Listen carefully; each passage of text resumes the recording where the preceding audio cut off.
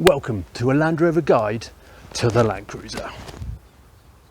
The cab and the dash are probably the most obvious places where there's a difference between the Land Rover and the Land Cruiser, because it's where you sit, it's where you spend most of your time, and you're going to be looking and sitting and feeling it. Shut the door. Dashboard is pretty simple. Just got fuel gauge, temperature gauge and speedo in here. This is kind of designed to be all integral like a modern car. That's pretty much how this dashboard is very utilitarian, but it pretty much functions like a normal car. A Land Rover has a lot of quirks that are very Land Rover specific, whereas this is pretty common. We've got a cubby box, we've got air vents, radio right there, we've got the sort of heater controls where you drag them across and the turning dials, that kind of thing. We've got a clock, cigarette lighter, ashtray. This is built back when ashtrays were still fitted to cars. More vents here. We've got side demisting vents as well. And we've got a hazard switch on the steering column there.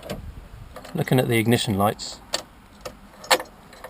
we've got the standard ones. What we've got extra as standard is water and fuel filter, and also this is the air filter light, the one I mentioned in the engine bay that measures the pressure on the inside and outside of the air filter. That's the light that comes on. Glow plugs, odometer. You have to turn the ignition on to see what the odometer is, but the lights are pretty standard, pretty easy to see what's going on. They work well, everything's clear, everything's really visible. It's similar to it. Well, a Land Rover, the gauge over on the right, if you're in a right-hand drive, or left on a left-hand drive, does get a bit obscured by the steering wheel here, so you have to sort of move around a bit and look to see that gauge, but everything else is easily seen, whereas this is dead centre. It's actually been designed, I think. The Land Rover dashboard is just like an afterthought. It's tried to be fudged and fitted into between the bulkhead and the A-pillar and the seats and the seat box. This, at least, I think they've tried to design it because it's got a lot more room. It's a lot easier to see and access stuff. It's a lot more typical of a car. Another nice feature is we've got steering column adjustment here. Pull this up and you can move the column up and down like that. It's not something you ever get on a Land Rover because it's completely fixed.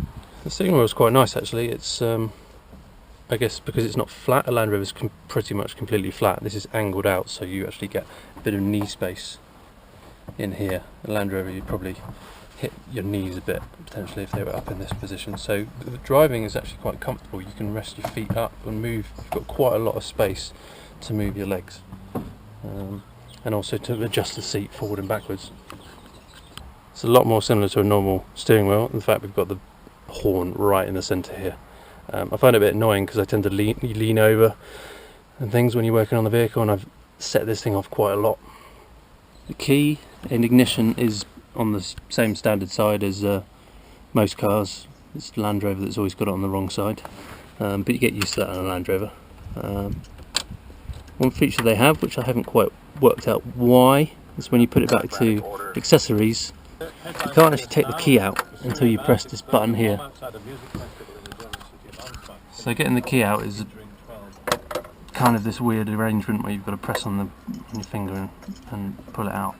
I don't know if that's something to do with being able to keep the engine in idle, or not having the key stolen, perhaps someone being able to take the key out of the window. I don't particularly know. If someone can enlighten me in the comments, that would be great.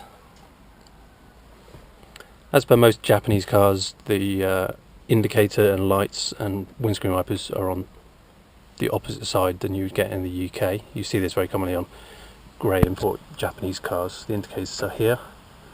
That works. Twists like a normal car for the lights. Pull it back to flash. Forward for full beam. That operates just like a normal car. Land Rover's got its extra separate switch, but on this side down here, so you've got to turn the lights on. Side lights, then full beam, and then this controls. This one's just, you have to get used to operating it on the different side, but it's just more standard. It's easier to pick it up. The wipers are as you would expect wipers to be, and this is generally the thing with Toyota, is it just all works like you would expect a car to work. Land Rover, you've got to learn how Land Rover have done things. So The most ridiculous thing on a Land Rover is you go down for intermittent and then up 2 for various constant speeds of wiper. Here you just go down, down, down, and that's it. 3 settings just in one direction. Pull for the windscreen washer. The really good thing with these windscreen washers is that it only does 2 wipes. Land Rover does 3, and it does the first wipe, second wipe. The second wipe's pretty much cleared all the water off the screen. The third wipe just has rubber screeching across dry glass, and it's always got one more wipe than I think is necessary. This one's got 2, and that works really well. Looking upwards, the visors are a similar sort of thing, but one of the benefits is, like a normal car, you can detach this, put it to the side, although this one's just a bit floppy really. So these are more modern design. The headlining is probably a bit better attached. It's not going to sag as much, and I've got about as much space as I would have on a Defender. I'm about 5'11", so there's quite a bit of space, room at the top here. Rearview mirror, it's almost identical actually in its shape and size. And then the interior light is it's pretty rubbish actually. It's just too far back to be able to see anything. The Land Rover being here is better because it just casts light straight down onto whatever it is you want to see and read. Here you've got to move stuff up to the right, which is very unnatural. What I really like is here, they haven't got them on here, but there is a space for grab handles. You just take these off, particularly on this side, stick a screw in there. That's the one thing you miss with the Land Rover, is you just want to hold on to something, particularly when you're off-road, because the vehicle's moving like this. You want to get some security, and if you haven't got the windows open to hold like this, you just want to grab hold of something. Which is partly why this is also amazing. They put this in the Puma as well, but for a passenger, when you're off-road and the thing's swinging around everywhere, better hold on to that. And that is solid. That is really solid. It's not just a piddly bit of plastic. That is really solid. So that's really confidence inspiring and gives them a lot more comfortable ride for your passengers. The wing mirror I don't really like, if I'm honest. It just feels a bit too close, and these are quite zoomed in, so it's very hard to get a good vision of what is happening. You have to move your head around to try and see what's going on. They seem quite a bit flimsy as well. You see this one's broken, we've had to fix it, but I think these would be better if they're just about here. The Land Rover is probably a bit too far, because sometimes you've got to get up close to the Land Rover wing mirror to see what's going on, but I think if this was about here it'd probably be a bit more ideal. I think I prefer the Land Rover ones.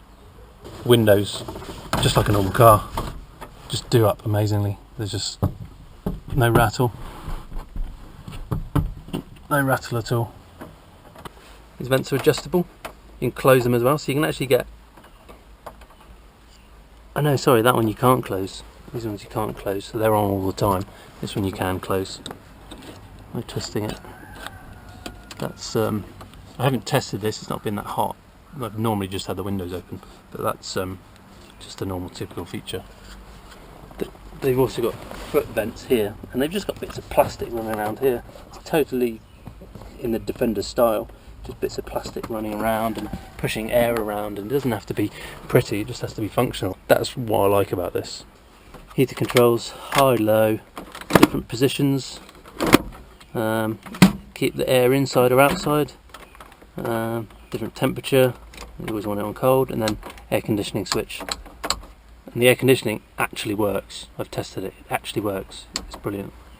Glovebox, now you can get an upgrade on Puma Defenders to put up a Glovebox in this area of the dash, but this just comes as standard, and that's very typical of most cars.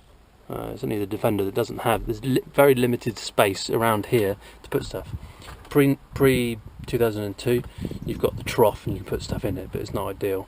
After 2002 you've got the TD5 style dash, you've got your 3 sections to be able to put stuff in, and it's quite limiting actually. It doesn't hold a bottle or anything very well. And then speakers down here, they're all integral, so you're not going to bash your knees on these speakers, they're just part of the dashboard. And on the side, the most obvious difference is the handbrake is just like a normal handbrake. I still get in this car and I go reach down in here, but actually, you know, this makes a lot more sense. It's out of the way, it's really easy to pull it on tight, and it works. It works. There's no slappiness or slack because it works on the drum brakes on the back. Land Rover, I've never really been able to get a Land Rover adjusted properly. Gear lever is really interesting actually. It's, I don't know if this is because of the age, but it's a lot like stirring porridge. You've got one, it's very easy to miss a gear and go into the wrong gear. They're quite close, and I don't know if that's because it's quite a long gear stick, and the gear knob is not very satisfying actually. It's quite small, feels quite small, and the whole thing feels a bit fiddly. It doesn't feel strong enough. It's not very satisfying. I mean, it works, fair enough. I mean, gears work. It doesn't really, I mean, this thing's got 200,000 miles on it, and it doesn't really crunch in any of the gears. That's very impressive. Fifth up there, put in a fifth, and then reverse. Same sort of thing, it won't let you go into reverse. We'll come back to the centre first. So the gear stick, there's a lot of space around here, but there's not really space you can use for anything. It's quite a big gearbox tunnel, but it doesn't really impact on the space you have. The transfer case gear lever is actually a lot better actually, because you can actually grab it properly, and the knob's not going to come off in your hand.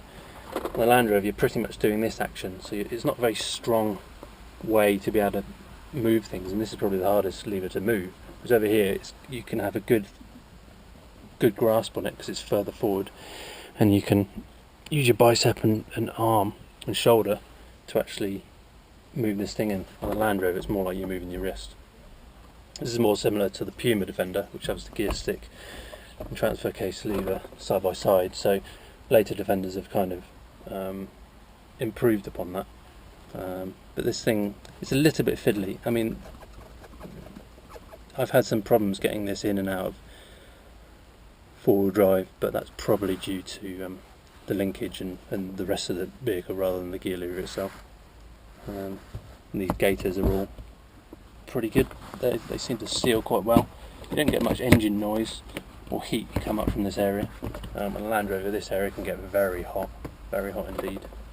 Now this cubby box, it's good. It's a good height to put your elbow on, but that's about it. It's tiny otherwise, really tiny. It does have cup holders down here. You pull these out, move that. They kind of, oh, that's actually come off. Never happened before. That comes off, and the cup holders go out like that, and you can actually stick stuff in. And this is in 2000, so that's quite impressive. Land Rover only really fitted for about 2006. The cup holders and the tray down here, but the cubby box, yeah, it's a better positioning of the arm. You can fit that on there quite nicely, but it's tiny. And the main reason is because they've got the seats more inboard from the A-pillar. So the A-pillar is quite a gap here between my shoulder, and then that's got quite a gap from the side of the body. So actually they brought the seats in quite a long way, which makes it a lot more comfortable. It means you can have a slightly wider seats, but you lose a lot of space in the middle here. In 2007 they made a wider Land Cruiser, and they've actually got like a smaller seat in the middle, like you would get on most Defenders. So the cubby box is tiny, which is not as good. Land Rover wins on the cubby box space in here in general. The matting is all very straightforward and utilitarian, albeit it's not as easy to remove as a Land Rover. You've got to take the seat off pretty much to get this out, because it's looped over like that, and that's just the floor mat. On a Land Rover at least, the floor mats will come out separately, and then the seat box matting, if you want to get that out, then you have to take the seats out. But so the matting is a bit more complicated, but it's just as utilitarian. It seems quite hard wearing. Seems to fit and mould a lot better. Some of this is a bit broken, but that happens. And it has poppers. Where are they?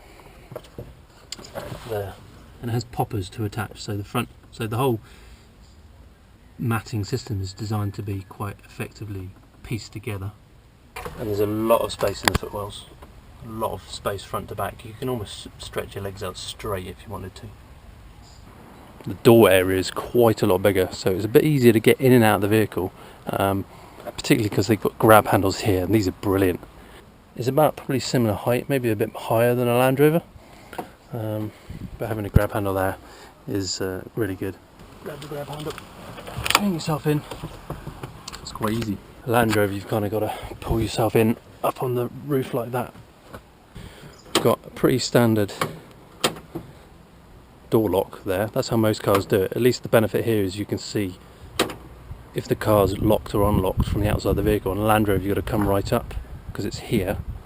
You've got to come right up and look over to see if it's been locked or not. So this is a pretty much a convention of vehicles, at least before everything went completely central locking and automated and keyless entry and all that kind of stuff. This is surprisingly similar. The window winder and the door opener are pretty much the same as a Land Rover. They're almost identical in their design. And the screw in there to take it off, you take this off, you take that off, and then these pop open and you've got screws in there, you take that off, and then the door card pops off. What I prefer about this is the clips in here are actually really meaty. I've taken the door cards off and none of the clips have destroyed themselves. On a Land Rover, you pretty much, if you take a door card off once, you will never get it back attached to every place. So this is a bit of a stronger design, and probably not going to, it's a bit kind of rattly though, it's probably not going to save as much sound getting through, but being able to take it on and off without the clips damaging themselves is a lot better. Looking at the seat, it's quite a comfortable seat actually. It's a little bit bigger than a Land Rover, and we've got a pretty standard style adjustment there to get the seat forward. And the same for adjusting the seat here, that's pretty much the same as a normal car. Pull it up to go back and forwards, and it's normally on one side. The Land Rover is a bit better because it's just one bar, you just pull it up in the middle. This one, you always, the first time you get a new car, you're always trying to find which side they put the seat adjustment on. Here's the bonnet release, very easily accessible from, you could just put your arm inside the car and just pull it like that. Land Rover is buried down here, so you've always pretty much got to open the door. This makes it a bit easier. The pedals are probably a bit smaller, they're more similar to normal car pedals. The accelerators pretty much jammed over down here next to this, so it all feels a bit close, and there's not much movement on the accelerator. It doesn't move, it has to be moved far to get full throttle. But there's a lot of space down here. You can still use these with boots on, that's not a problem. What you do have is extreme access, I would call it, to a lot of the pedal boxes here. You've got the brake switch, very easily accessible. Clutch return springs, a different kind of mechanism. It's got a clutch there, return spring there, and the clutch pedal adjustment is done here from inside the cab. Probably not quite as easy access, but probably you don't have to remove as much to be able to do all these things beforehand. Same with the brake pedal linkage, you could get this, remove this very easily. On the Land Rover it's a bit trickier. In general, the dash and the entire cabin is probably just a bit better designed. I think they've come from a blank slate and said, how do we want our drivers and passengers to feel when we drive this? It's more similar to what Land Rover did with the Discovery 3 when they designed it inside out as opposed to outside in. And that's very much how the Defender feels. It's designed from the outside in. So it's uncompromising on its off-road ability, because that is what limits the vehicles, is what it can handle from a terrain point of view, with wheelbase and ground clearance and that kind of stuff. But you kind of feel it as a passenger. You've got less room, everything's just a little bit off sync, as it were. It's just not quite right. But these are the quirks you get with the Land Rover, and you just learn to like them, and it's part of the appeal. I think it's that it's so different, it's so unique in a lot of its oddities around the cab and the dash instruments. I think that's part of what people like about Defender. So this is just easy. I think it's better designed. It's probably for someone that doesn't want to have to learn the oddities, or doesn't like or doesn't have a passion for the vehicle they're driving, then this is probably better, because it allows people just to jump in here like it's another car.